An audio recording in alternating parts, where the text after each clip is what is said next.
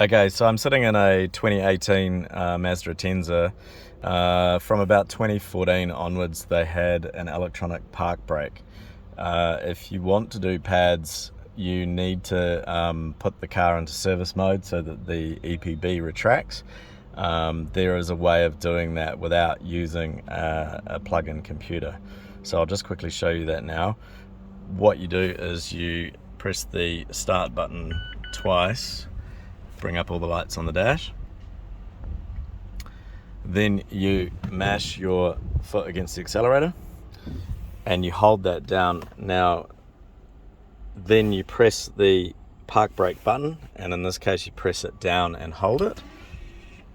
Okay, and then this start button here, you cycle 3 times. So once, twice, 3 times quickly, and you can hear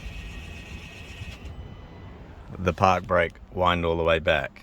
Okay, then you would turn the car off, jack it up, go about changing your pads, etc.